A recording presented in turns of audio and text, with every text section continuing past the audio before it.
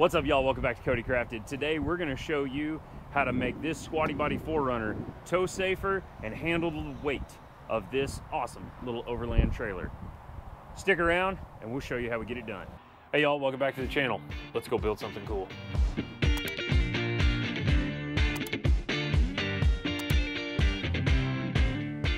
Okay, so we want to do this kind of somewhat scientifically, so we're going to show you some weights and measurements here.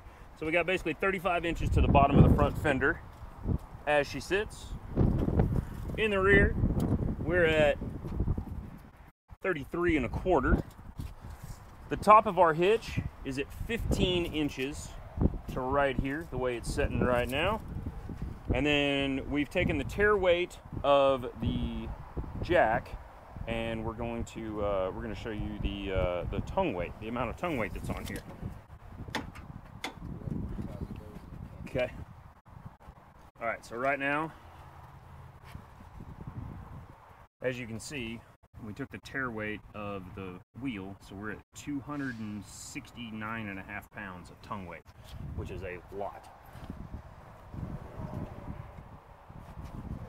And just the weight of the trailer brought us up an inch. So we've got an inch of squat just from the trailer,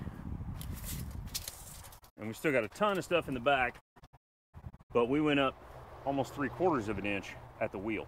So takes a lot of the rake out of it, and the trick is going to be, we want to add basically like 2 inches to the rear ride height in all reality. So let's see what these bags will do.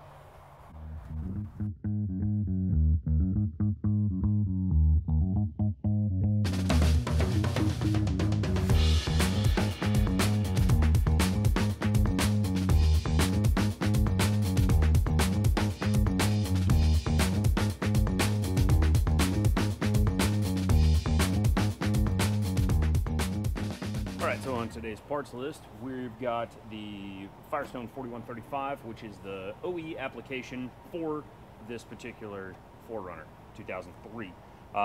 In order to run that system, we're going to set it up manual fill, and we're going to use the Viair 88P. Now, our client also has got one of those little 110 pancake compressors, but that doesn't do him any good on the side of the road. He's got to have 110 to make that happen. And he doesn't have an inverter big enough to be able to run a 110 compressor. This compressor retails for about 90 bucks, and we are big fans of this one if you're not running anything bigger than a 33. If you're running bigger than that, you got to go to a bigger compressor. We've got options for that too. Link in description on this one. It is our Amazon affiliate link. Check that out. We'd love to get one sent over to you. Alrighty, so now we've got it up and in the air and the wheels off so you guys can see. Here's our bag that's going in. As you can tell from the bump stop right here, there's not a ton of space between the two, but that's okay, because what we're going to do is we're going to clearance this bump stop a little bit. Now, due to the amount of squat that we are seeing here, you're going to go ahead and cut this. I'm going to leave the one on the top. I'm honestly thinking about leaving this second one, but the diameter is a little small, but I'm definitely going to leave the spring seat and the first one here. So we're going to go ahead and cut this dude off right here in this rib. Believe it or not, the load supporting, although we want it to fit, the load supporting actually doesn't come from the top and bottom. The load supporting comes from the bag squishing out between the coils and adding spring rate to the coils. Dog toy. This is where they came up with the idea of those Kong toys? Yep, pretty much. I promise you. All right, so we've prepped both sides and clearanced those bump stops out of the way. We are ready to install our bag. We've also changed gloves because it's like 115 freaking degrees in here. Here's your trick.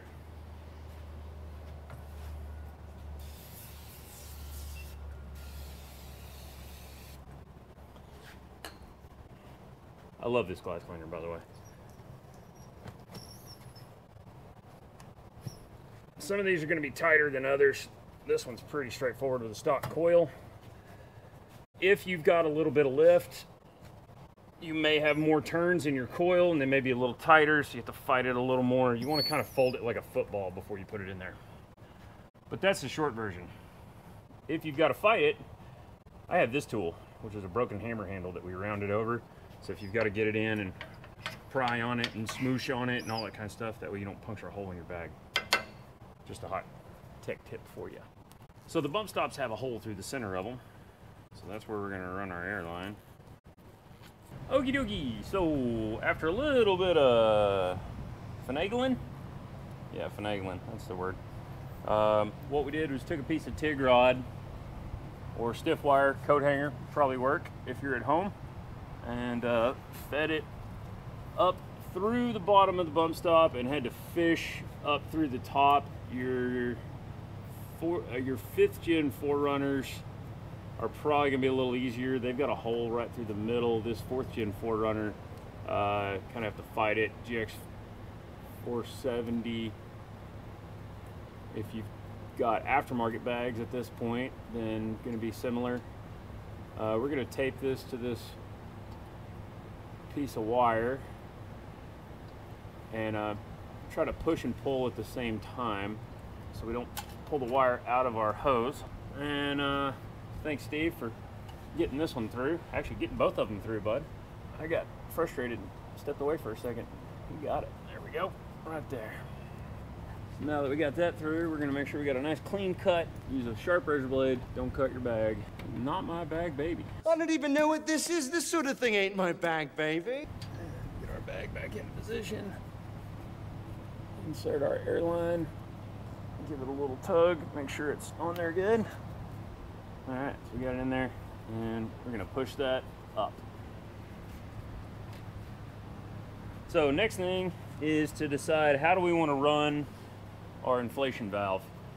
One of the best ways on these, on the 4Runners and GXs, is to actually do it in the fuel door.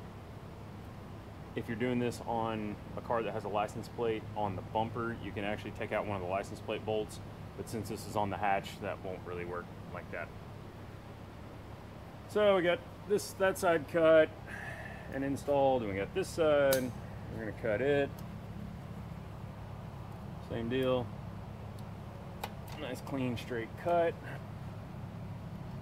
There it goes. Gloves didn't like me. Alrighty. Okay. Okay, our initial plumbing is all set. We ran from the passenger side over the top of the heat shield above the exhaust to minimize that hose getting burned and chafed. Okay, so we ran those both over to the T and zip tied it securely to the filler neck because we know that that's not going to get too hot or too chafed.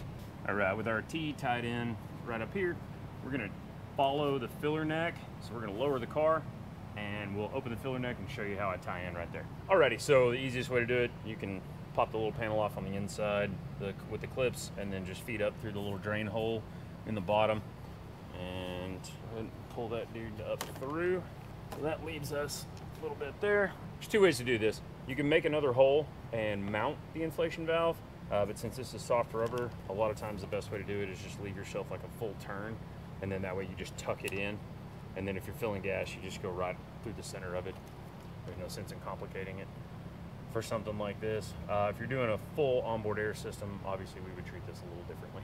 All right, next step, flush cut on the end, lift ourselves a little bit of a service loop in case we need it. Install the inflation valve. Schrader. Now you can take a little bit of that slack, feed it down in there so you've got a little extra if you need it. And then that tucks in right there. That tucks in right there. Lock your gas cap, and then everything closes up nicely.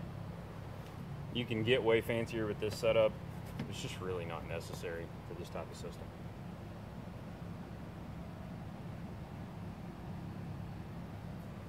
Okay, so like we touched on before, it's less about the top to bottom compression than it is about squeezing the bag between the coils to add essentially spring rate between the coils, not just between the bump stop and the diff. So right now we got about 60 pounds in them. We're just pressure testing. We did have one little leak. We just had to put the hose back in a little better. Anyways, always let these sit for a few minutes like this. If you get a little bit of seepage from time to time, don't be scared.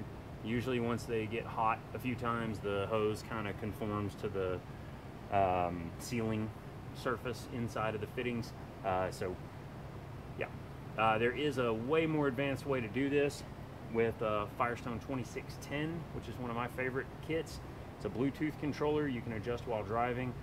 It does run about $450 for that pump setup. It is a quick install, but you know, obviously takes time. I like that setup because it always maintains minimum bag pressure. You don't have to worry about your bags going flat, and it'll actually alert you if you have a leak. Pretty cool system. Link in the description. All right, so now that we've got everything all set up, as you can tell, we've got the hood open, we've got our Vire 88P wired up. It's got a little flashlight, that's cool. Sounds good, it's got a gauge. So we're gonna see what it takes to raise this dude up. Like I said, we're at about 34 and change. I guess there's a little bit of air in it right now because we're up already. But let's see how she does.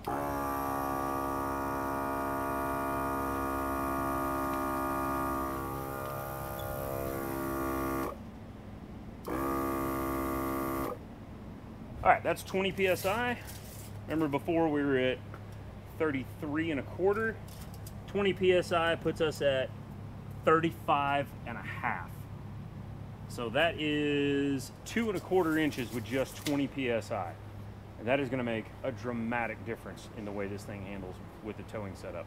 These bags, you can run up to 70 PSI. You do need to maintain a minimum pressure of, it's either 5 or 10. Read your owner's manual, double check on that. Depends on the bag. But now we need to go hook up to the trailer and see how it works on that side of things. All right, so now we're at 40 PSI with the trailer hooked up. Let's go to the tape.